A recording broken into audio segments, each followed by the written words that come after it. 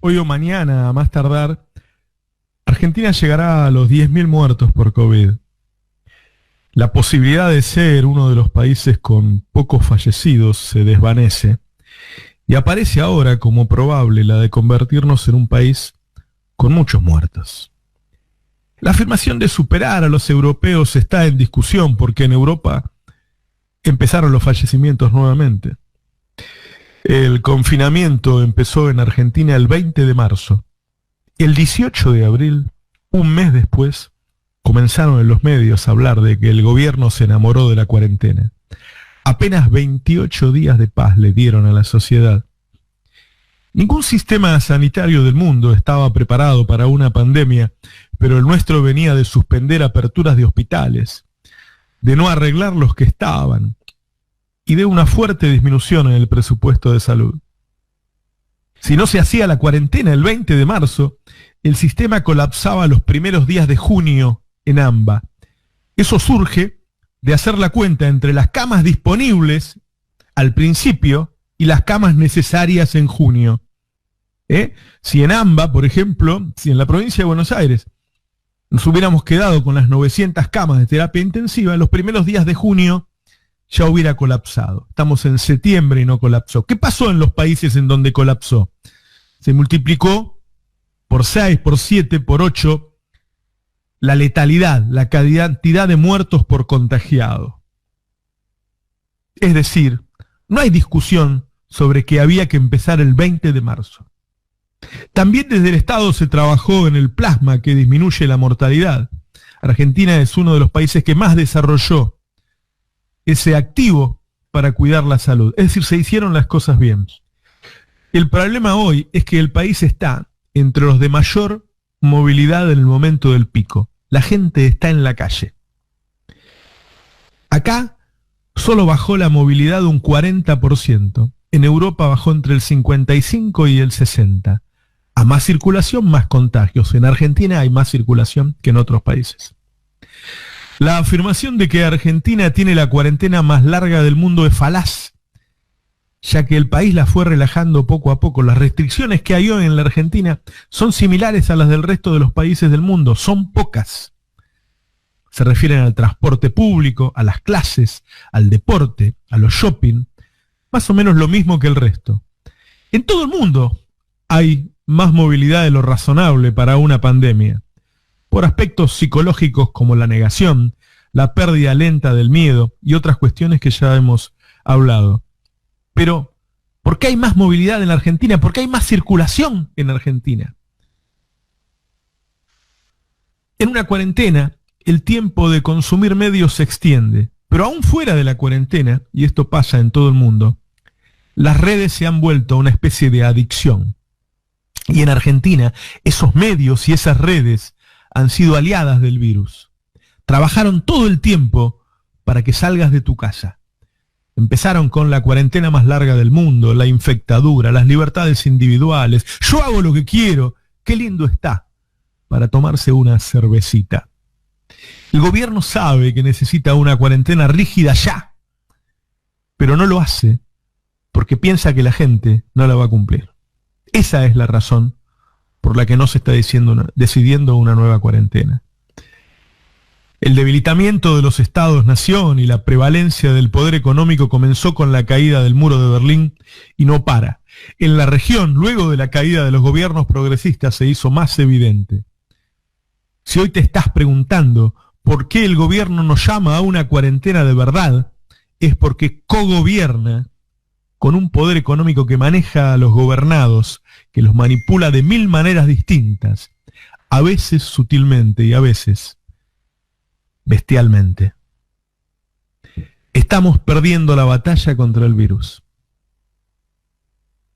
Es que en esta batalla de los argentinos contra el COVID, el poder económico, los medios y sus periodistas están a favor del COVID. Digámoslo de una vez.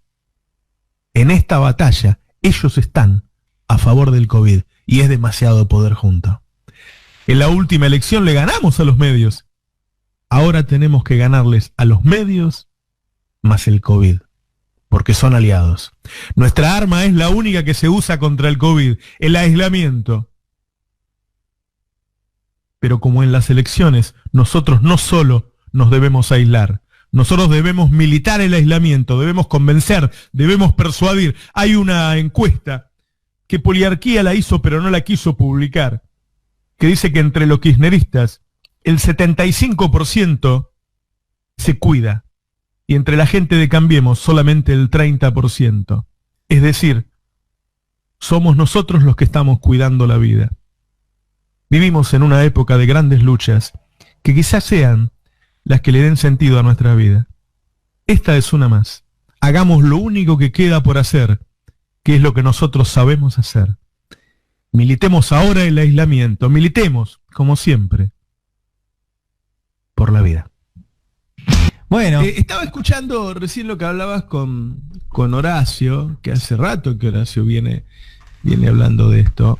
La verdad que es lo que él dice, ¿no? En un primer momento intentaron que Alberto siguiera el plan de ellos, que es lo que hacen en el mundo y a veces lo logran, ¿no? Es decir, bueno, cuando la derecha gana, gobierna con su plan, y cuando pierde, quiere que el ganador gobierne con su plan. Sí. Y sí. para eso necesitaban además lograr que se separara de Cristina. Cuando se dieron cuenta que eso no iba a pasar, empezaron con una movida desestabilizadora que va en aumento, ¿no? Si vos lees la historia, todos los golpes, los medios decían estas cosas que están diciendo ellos. Se parece mucho a todos los golpes que hubo en Argentina, ¿no? O sea, tratás de dictadura al que está. Cosa que cuando vos llegues, no seas una dictadura. Claro. Seas el que viene a liberar al pueblo de una dictadura. Y sumás eso de que no hay libertades, que hay corrupción. Entonces, el discurso es el mismo que el anterior a todos los golpes en Argentina. Lo que a mí me parece es que hoy el peronismo unido sigue siendo muy fuerte. Digo, hoy están muy lejos de lograrlo. Ahora, bueno, van a ser, en principio, 4 años del desgaste constante.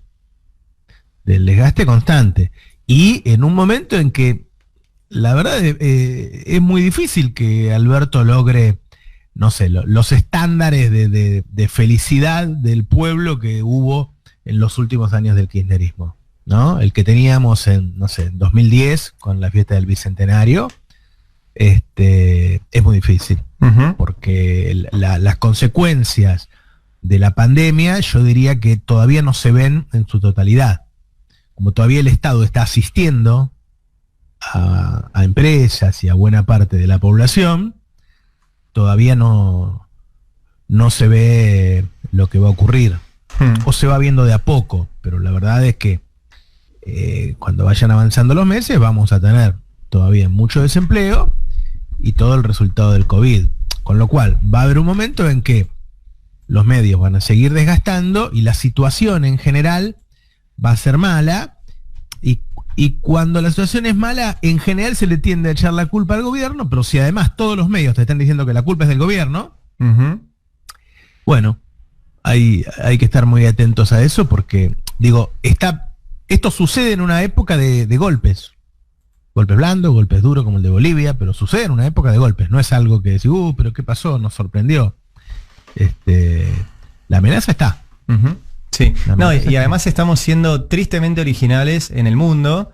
Veníamos siendo alegremente originales en la cuarentena temprana que había permitido mejorar el sistema de salud. Ahora estamos siendo tristemente originales en el cual el sistema de salud está casi colapsado, pero seguimos abriendo cosas. O sea, sí, pero tiene que ver con lo mismo. Porque cuando vos hablás con los funcionarios que tienen que tomar esas decisiones, lo que te dicen es que si nos llevan a una cuarentena ahora no se va a cumplir. Y de hecho ya pasó, ¿no? Sí. Ya hubo una cuarentena que no se cumplió.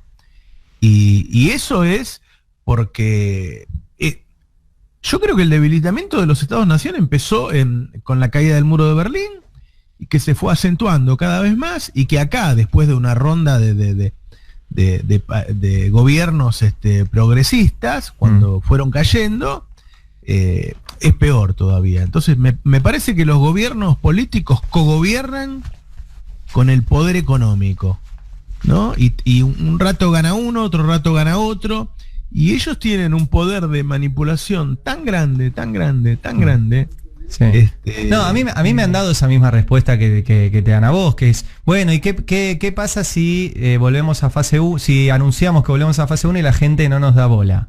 ¿No? Es como, y decís, loco, pero con que haya alguno que te dé bola ya ganamos. Pero además o sea, ya es un avance. Hay una cuestión, yo entiendo que la cultura política en la Argentina, las convicciones de Alberto Fernández y demás hacen que tomar medidas punitivas o medidas de control más fuerte no estén en el menú prioritario. Para empezar, ya pasamos la hoja esa del menú. Sí, hay que empezar a buscar soluciones que no se hayan probado. Sí. Pero también los controles son disuasivos. Los controles son disuasivos. Hay países insospechados de ningún tipo de autoritarismo que han impuesto toque de queda con horario por la noche, Australia, que han puesto un montón de cuestiones desde Chile hasta Australia. Y sí, a ver, y nadie dice que haya que meter presos a los que rompen la cuarentena, ni mucho menos, pero también se pueden poner multas muy fuertes a hay que pensarlo también en las personas y también, a ver, los locales que permiten que se junte gente en su puerta, más allá de lo que permite el protocolo, como vimos este fin de semana. Se clausuraron muchos. Bueno, se clausuraron 12, no se clausuraron muchos. Se clausuraron unos pocos, que puede ser una forma de advertir y todo. Pero más allá de clausurarlo, porque clausurarlo tampoco soluciona el problema, ponerle una multa fuerte. Porque, a ver, realmente clausurar el local está... Eso lo tiene que hacer la reta, Nico. Eso lo puede hacer la reta, lo puede hacer también el gobierno nacional. Porque se está rompiendo un decreto del gobierno nacional. La ASPO es un decreto del gobierno nacional. Pero el decreto habla de multas. El decreto tiene, en realidad remite a un artículo del Código Penal. Sí, te pueden iniciar una causa judicial, no hay multa. Yo más que multas a los bares les daría subsidio a los bares y los cerraría. Porque si no, eso desde ya, eso sin ni hablar. No, porque, o sea, pero no estás hablando, no lo hacen por la economía. No lo hacen por la economía. Estamos discutiendo algo que es ridículo. O sea, está probado que si vas a un bar tenés más chance de contagiarte que si no vas a un bar. Entonces, estás discutiendo eso. Yo la verdad que no lo entiendo. Ayer lo dijo, me parece lo graficó muy bien el ministro Goyán de la provincia de Buenos Aires. Se están jugando a la ruleta rusa. ¿Cuántos de ustedes jugaron la ruleta rusa de verdad? Con un arma, con una sola bala y a ver a quién le toca. No lo harían. Bueno, lo están haciendo cuando salen o van a un bar. Aunque crean que no. Me pareció que fue muy gráfico. Sí, a mí me parece que juegan muchas cosas y que el tema de la manipulación de los medios juega, indudablemente, porque Argentina hoy tiene mayor circulación que muchos países, pero me parece que en todo el mundo está sucediendo que la gente se relajó. Sí. Y ahí juegan. Sí, y tienen un rol muy importante. El otro día veíamos un estudio con Nico de cómo la Fox News hizo lo mismo que Clarín acá, digamos. Cada país tiene su Clarín. Entonces en Estados Unidos les pasa con la Fox, y que es la que hace el trabajo de Clarín allá, que es la cuarentena no sirve, el gobierno es un desastre, salgan a contagiarse, le da letra a la oposición, etcétera. No estoy diciendo que el gobierno de Trump sea maravilloso, pero que hay un estudio científico que muestra que Fox hizo lo mismo y que eso influye mucho. No, sin duda que influye, y me parece que en Argentina hoy es uno de los países en donde mejor funciona el sistema de medios. Vos pensá que pocos somos los que no estamos dentro de ese sistema de medios que está sacando a la gente de la calle.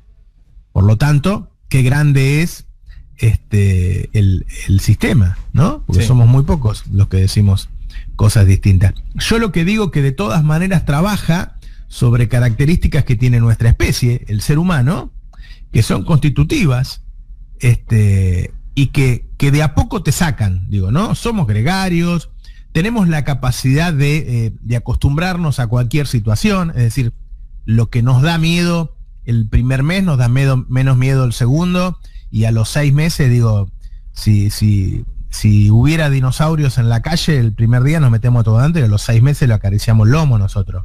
Digo, el ser humano es así, el ser humano se acostumbra al miedo, el ser humano suele reaccionar en otros casos con negación, es decir, niega la inminencia de la muerte, porque la verdad es que el virus es algo que incluso siempre se dice, si salís corres muchísimo más peligro, pero aún gente que no salió se ha contagiado.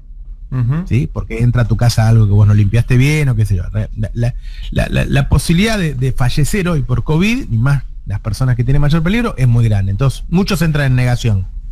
Incluso jóvenes que podrían contagiar a sus padres. Entonces, la necesidad de convivir con otros. Digo, hay una serie de cosas constitutivas del ser humano que hacen que esto sea absolutamente contra natura, y cuanto más largo es más difícil de sostener. Si además de eso cómo debería ser paliado, con un sistema de medios y una comunicación que disminuya todas esas características de la especie. Sí. Y lo que tenemos es al revés, es un sistema de medios que las potencia, ¿no? Que te dice, dale, salí, mirá qué lindo que está para tomar una cervecita.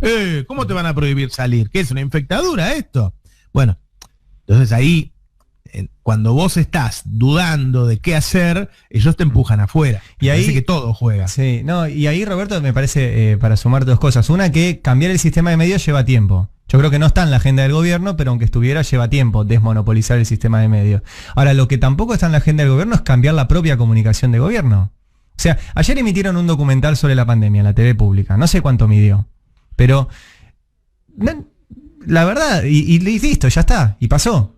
O sea, no hay sigue sin haber, digo, es algo que venimos advirtiendo hace cuántos meses ya. Por lo menos desde la mitad de hace 3 meses que insistimos que la comunicación del gobierno no está a la altura de esta pandemia. Ayer lo advirtió el Colegio de Psicoanalistas, dijo, den los números reales, dejen de dar buenas noticias, cuenten lo que efectivamente puede pasar, porque si no, es esto que vos decías recién, es la negación del miedo y la negación de que a vos te puede pasar. Claro, los psicoanalistas dicen eso para intentar horadar esa coraza que se han hecho con la negación. Sí, ¿no? sí. Ayer decía... Digo, por si la gente... la negación es eso que se utiliza cuando tenés grandes shock, ¿no? Que a veces pasa cuando a alguien se le muere un hijo, cuando te pasan cosas muy graves, vos como un mecanismo de defensa lo negás durante un tiempo, ¿no? Te lo negás a vos mismo inconscientemente. Y con eso sentís que te protegés. En este caso también hay mucha gente que entra en esa situación. Claro, pero digo, en esa línea, ¿no? Cuando habla el presidente, el enfoque es, miren todo lo bien que hicimos y sin embargo... porque él ahí lo que hace es defenderse de lo que le dicen que hace las cosas mal. Claro, pero eso es porque se pasan el día mirando Clarín. Esto ya es una opinión mía, ¿no? Pero, o sea, viven pensando que lo que efectivamente pasa es lo que ven en los medios de comunicación dominantes. Entonces, si dejaran de mirar tanto Clarín, por ahí arrancarían las conferencias al revés. Y hay otro tema que miran eso y también miran, y esto yo lo noto desde el principio de la pandemia, cuando decían, no, pero mirá qué fenómeno la imagen positiva que tiene Alberto, cuando tenía 80 y pico. Y entonces hay veces que no quieren hacer nada distinto porque quieren conservar eso. Y la imagen positiva, por un lado, es algo que es muy fluctuante, se sabe, ¿sí? Te puede ir muy bien un tiempo y poco tiempo más tarde cambian algunos factores y te puede ir muy mal. Pero además no es algo sobre lo cual un dirigente político se tenga que sentar. En todo caso es un capital que puede invertir. Hay un caso que se mencionó varias veces en las últimas semanas, que fue el de Angela Merkel. Angela Merkel, cuando decide empezar a tomar las decisiones que tomó para permitir el ingreso de refugiados, sobre todo sirios, a Alemania, era una política muy impopular y bajó casi 20 puntos de imagen positiva por decidir hacer eso. Ella lo hizo por razones humanitarias y porque vio que era la mejor manera que tenía para contener un problema importante que tenía Europa y Alemania como cabeza de Europa, que era la ola de refugiados. Bueno, finalmente eso permitió salvar muchísimas vidas. Los refugiados, además, se hizo un trabajo en serio y fueron recibidos por el Estado alemán y se lograron incorporar y demás. Y un año más tarde, la imagen de Merkel, que había bajado cuando tomó la decisión, estaba mucho más arriba que en el momento original, digamos. ¿Por qué? Porque la política exitosa, arriesgada y contra el sentido común de la época, terminó cimentando aún más su popularidad. Ella invirtió parte de su imagen positiva, ¿sí?, en algo que sabía que en el corto plazo no le iba a pagar, y terminó cimentando una imagen de estadista que tiene después de casi 2 décadas en el poder ahora, que no tiene casi ningún otro gobernante en el mundo. Y lo hizo tomando decisiones que parecían impopulares en el primer momento, pero que ella sabía que eran las correctas en el largo plazo. Bueno, ni hablar de que con la pandemia esto corre el triple, digamos, ¿no? Hay muchas decisiones que son las que hay que tomar, porque son las que salvan vidas, sin mirar las encuestas, y quizás al principio eso te haga perder algunos puntos y demás, pero en el largo plazo yo estoy seguro que la gente se va a dar cuenta quiénes eran los que abrían los bares cuando estábamos la vida en peligro de todos y quiénes trataban de cuidarte la vida. Bueno, para eso el gobierno tiene que seguir en esta línea de priorizar las vidas, porque si no empieza a mezclarse con el otro, y entonces cuando empiezan a aparecer las muertes o a subir las muertes y demás, van a empezar a decir, no, pero la culpa es del gobierno que no hizo esto o que hizo demasiado tarde esto otro. Hay otra cosa que se decía este fin de semana, y es que el crecimiento de las últimas 2 semanas está muy basado en el crecimiento del resto del país, que no es AMBA. Incluso de lo que es la provincia por afuera del conurbano, ¿no? Que cuando vos agarrás AMBA, en las últimas 2 o 3 semanas no hay mucha diferencia. O sea que si pasamos de 6.000 a 10.000 de promedio, es por los casi 4.000 que hay en el interior del país, y que con eso, nada, cada uno está haciendo lo que ellos quieren. Pero viste que ese número es medio, o sea, con una positividad del 35%, no sabemos en realidad. No, y hay otro, tema. Pero si vas a medir en fallecimientos, el fallecimiento no. En fallecimiento no. Bueno, eso no creció. No, bueno, igual ahí hay otro tema, que es datos duros, más duro que eso.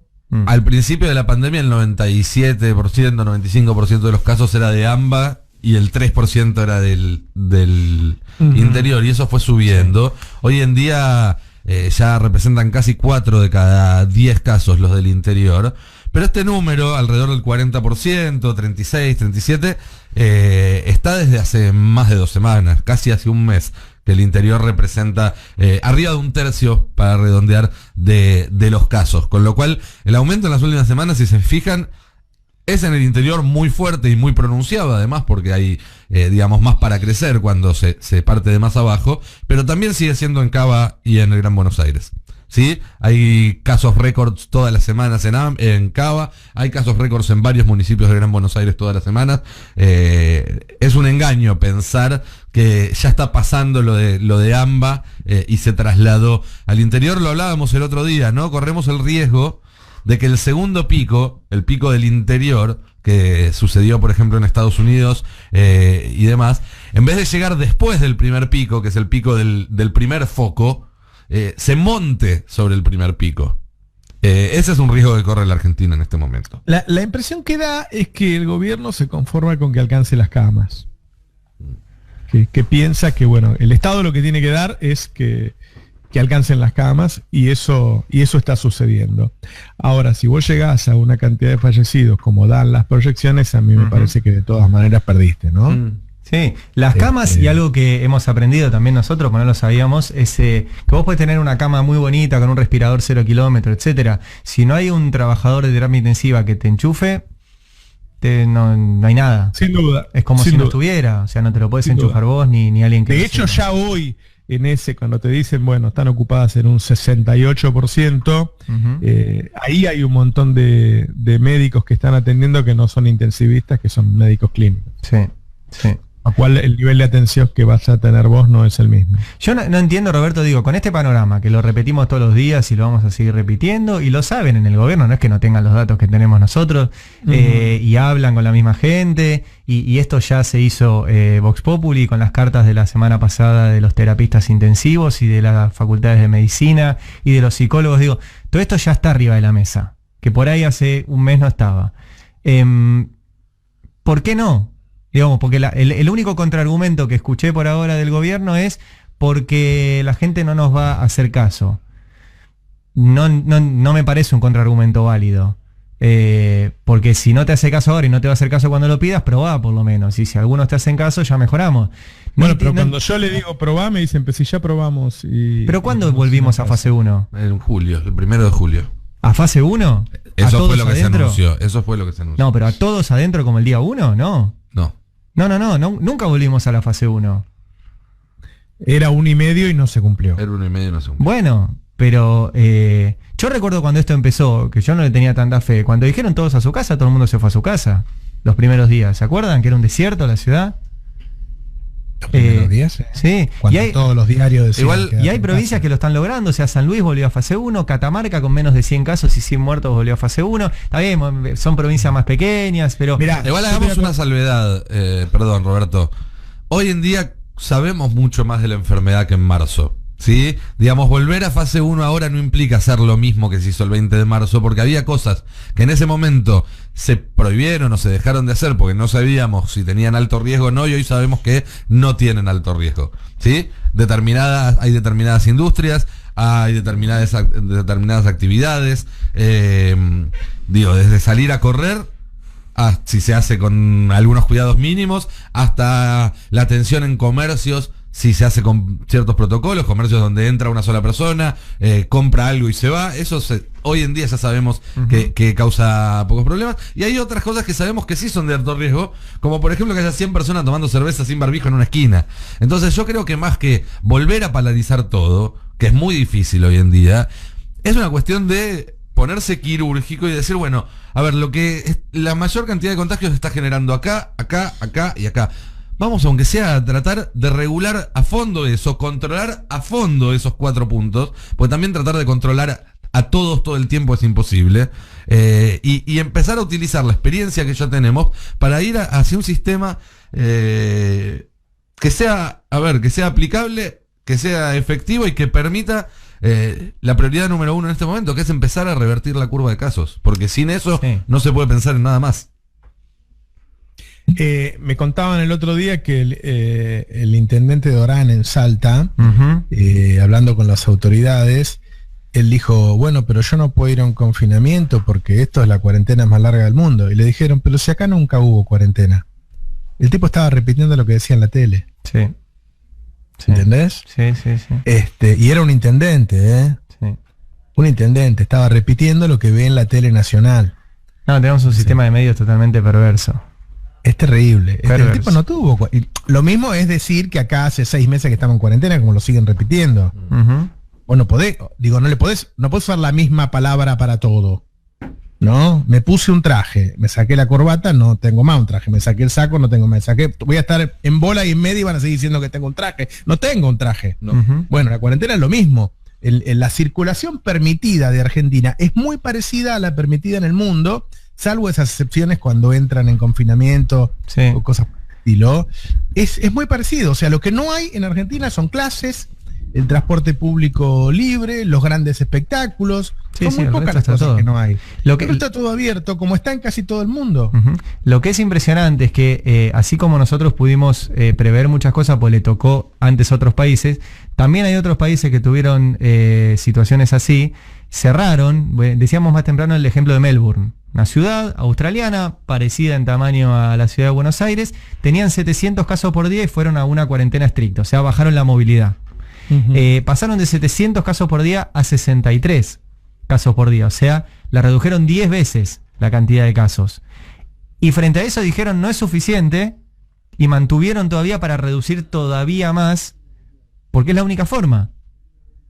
Entonces, mi pregunta es, ¿lo puede hacer Melbourne? ¿Por qué no lo puede hacer la ciudad de Buenos Aires? Mirá, el 15 de septiembre va a estar la peregrinación de la Virgen del Milagro en Salta. Suelen ir 700, 800 mil personas. Que vienen caminando de toda Salta y llegan a la procesión donde sale la Virgen de ahí de la catedral y qué sé yo. Se estima que no van a ir 800.000, que van a ir entre 400.000 y 500.000 personas. No, bueno, espera. Y ya la iglesia dijo que sí, que van a abrir. No hay ningún tipo de decisión al contrario, y eso va a suceder. Bueno. Es muy difícil, muy difícil. Bueno, estoy viendo el tweet del Rodríguez Larreta, gran mañana en la reapertura del patio gastronómico. Loco. Bueno, pero a Larreta le conviene que se contagien porque él no paga ninguna culpa. Y su esposa, como decía Marcos Peña en las reuniones, ustedes no se preocupen por los tarifazos, que lo importante es que la gente le eche la culpa a ellos. Sí. Lo importante no es cómo funciona la economía, sino a quién se le echa la culpa. Sí. Larreta está blindado. Sí, ahí también hay que empezar a hacer algo de autocrítica, y los comunicadores tenemos que dejar de hablar del ala blanda y el ala dura de Cambiemos, de halcones y palomas, porque en los temas que importan, y nada importa más que la vida de la gente, están parados en el mismo lugar. Sí. Y también algo que yo creo que hay que marcarlo. Los bares los pidió Larreta, sí, los presionó Clarín, sí. pero la autorización final vino del gobierno nacional, porque si no, no puede. Claro. Salió en el Boletín Oficial Nacional la autorización a la cuestión gastronómica en la ciudad de Buenos Aires. Entonces, hay ahí también un gobierno nacional que va cediendo frente a estos perversos. Pues yo no le encuentro otra palabra. No, va cediendo ante la opinión pública. Sí, o publicada. Sí, ante lo bueno, que. Sí, primero es publicada y después es pública. Sí, sí.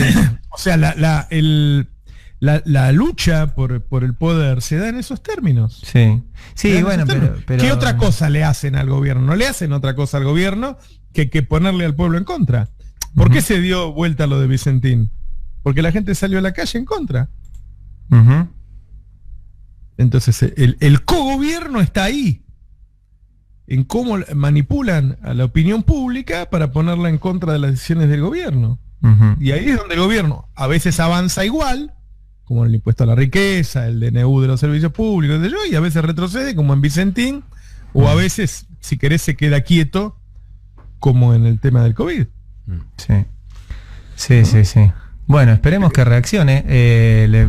No sé dónde está el botón rojo, dónde está guardado. Vos sabés que no sé si te lo comenté al aire, yo tuve la oportunidad de hablar mucho sobre el tema de la comunicación y la propuesta nuestra de la búsqueda del miedo. Y los infectólogos del grupo de Alberto, la mayoría lo desaconsejan. Porque dicen que a esta altura hay una cantidad de gente con depresión, con ataques de pánico y qué sé yo, que generaría mayores problemas sobre que, vos sabés que eso siempre puede crecer, ¿no? Siempre puede desbordarse también la situación psíquica de la población. Con lo cual, yo te digo, o sea, yo hace 6 meses que vengo pidiendo esos spots y te imaginas a mí, si te dicen cosas a vos, las cosas que me dicen a mí, ¿no? Al gobierno no le gusta que digamos. Me acaba de escribir una oyente que vive en Australia, en Melbourne. Ah, mira. Para acotar, porque está escuchando lo que hablamos, y dice, no solamente estamos con toque de queda en Melbourne, que además se extendió 2 semanas más, el gobierno ya dijo que hasta fin de noviembre no abre ningún bar. Fin de noviembre, o sea, 3 meses más. ¿Sí? Claro. Que obviamente esto está generando un costo político, que los diarios le están haciendo tapas en contra y demás, pero que esa es la decisión que se tomó. Uno de los países en los que les encanta compararnos además a los columnistas de derecha y demás. ¿Cómo nos fuimos a Australia? Lo que pasa es que lo que ocurre en Argentina es que acá los medios y las redes, sumemos a las redes porque la gente está pasando, ya se está tomando como una adicción en el mundo el tema de las redes, una gran adicción, como el alcohol, como las drogas, como cualquiera. Y acá en Argentina hay un manejo tal que han logrado no solo que Macri sea presidente, sino que saque el 40% después de haber mandado 8 millones de personas a comer comedores. O sea, la potencia que tiene acá este sistema de medios y redes, quizá no la tenga en Australia, quizá la desaveniencia entre el gobierno y los medios de comunicación en Australia no tenga el mismo costo para el gobierno. Guarda, yo pienso igual que ustedes, digo, si yo fuera presidente estaría haciendo lo que dice Ari, ¿sí?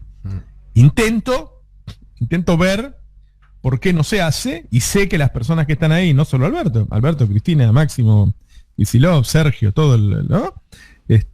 Terminan tomando una decisión distinta a la que pensamos nosotros. Sí, lo que está claro es que se evalúa, que todo lo que decimos nosotros... que lo tienen en cuenta. Lo tienen en cuenta, eso es importante.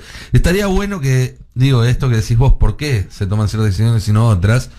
Eso en un momento se explicaba. Y ya no lo explican más. Claro. Eso también estaría bueno. Sí. Yo creo que si nosotros tenemos un problema con los medios superior al que tienen otros, deberíamos tener entonces una política sobre el tema medios más importante que la que tienen otros, ¿sí? Y yo creo que el gobierno no solo no tiene una política de medios públicos agresiva. Yo no digo que pongan 678 y qué sé yo, porque nadie ahora lo va... Que pongan algo. Pero no solo eso, sino que tampoco tienen una política agresiva para buscar la pluralidad de voces, ¿sí? Es decir, La verdad que lo que creo es que tienen una política con algunos amigos y nada más, ¿no? Uh-huh. Es decir, yo creo que hay un montón de medios que podrían crecer mucho y que el gobierno no debería tener ningún problema en decir, mira, nosotros la pauta no va a ser objetiva, va a ser subjetiva. Y la subjetividad está en que no vamos a ser procíclicos y agrandar a los grandes. ¿Sí? No sé, yo agarro Tiempo Argentino, que se lo bancaron los trabajadores 4 años, uh-huh, y se la pongo toda a Tiempo Argentino, porque esos tipos demostraron que son capaces de hacer uno de los mejores medios que hay en el país, sin nada, ¿no? O no sé, la agarro a Mengolini, que se arregló sola, y digo, toma, no tenés más una red, tenés 5. Te doy créditos a tasa cero. No sé, o sea, le doy la batalla creando medios. ¿Cuántos medios hay que me llaman a mí para decirme, ¿por qué no hablas? A ver si me apoyan un poquito, que nosotros bancamos estos 4 años, uh-huh, y no nos dan nada, o nos dan 20.000 pesos. O sea, me parece que hay muchas cosas para hacer. Sí. Para empezar a dejar de darle a ellos esas cantidades monstruosas, ¿no? Cuando demos la cifra, ¿no? O sea, todavía no está publicado igual la pauta oficial, viene con un atraso de varios meses, dijeron que lo iban a publicar ahora en septiembre. Pero bueno, lo que le filtraron a Infobae fueron cerca de 300 millones de pesos al Grupo Clarín, más lo que Macri le quedó debiendo y que el gobierno se lo pagó.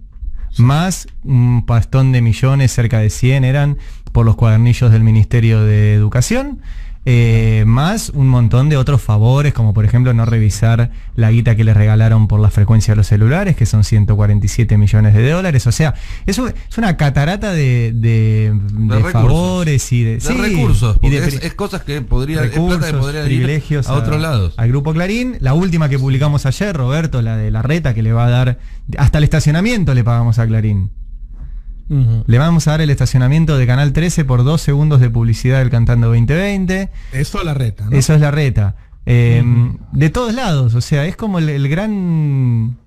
Yo lo que digo es, viste cuando vos tenés políticas, no sé, de parques industriales, de subsidio de tasa pyme, de baja de carga social, todas esas políticas que vos tenés en otros sectores productivos para las pymes, uh-huh, bueno, tenerlas para acá. Y no estoy hablando de nosotros, no es el Navarro el dueño del destape. Nosotros tenemos un proyecto para subir en suscripciones que presentamos el mes que viene, que yo creo que en poco tiempo vamos a poder decir, como algunos medios del mundo que empezaron hace unos años, listo, pauta cero, no queremos más pauta, nosotros solo vamos a financiarnos con las suscripciones. Pero ese es un proyecto personal nuestro, no tiene nada que ver con la política de medios. No, claro. La política de medios debería ser mucho más agresiva en la construcción de otros medios y de otros sistemas de redes,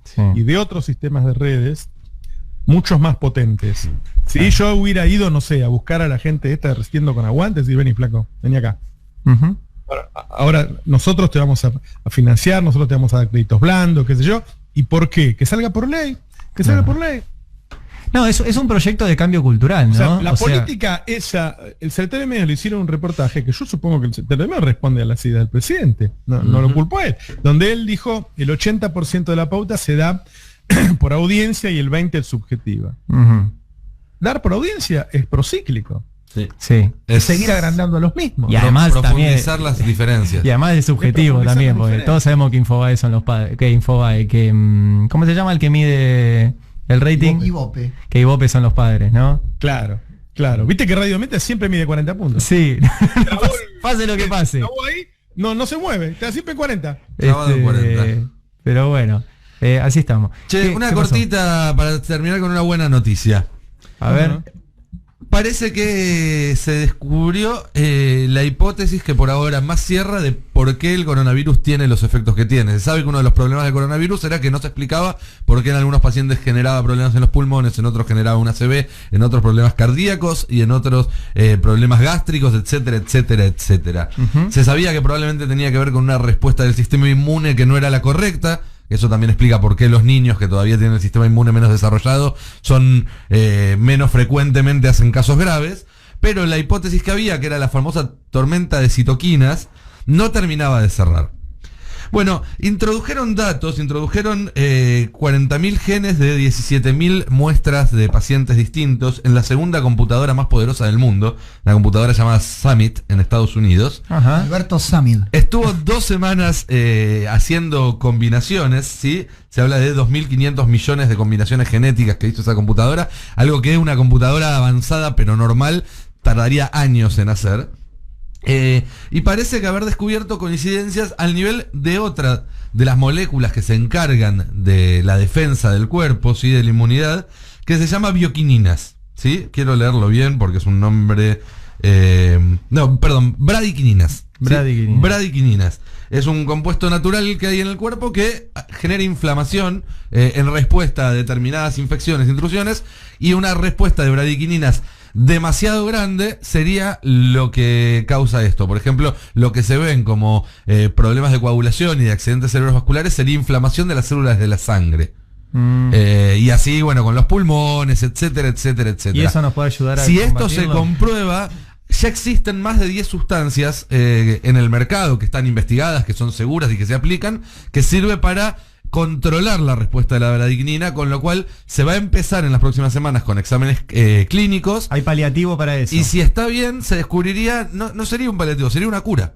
Digamos, sería una cura por lo menos de los efectos más graves. Si contagias coronavirus, te dan una pasti y te mejorás. Un Tamiflu para el coronavirus, por decirlo de alguna manera. Con lo cual, ojalá. Se lo considera uno de los descubrimientos más importantes desde que empezó esto en diciembre del año pasado. Hay que decirlo, esto empezó hace menos de un año. Parece que estuviéramos hace décadas tratando de encontrarle una solución a esta cuestión. Pero es un avance muy promisorio y que puede ayudar a que antes de que esté lista la vacuna, que ya sabemos que va a estar lista en los primeros meses del año que viene, haya un tratamiento efectivo para el coronavirus. La verdad, una muy buena noticia para arrancar la semana.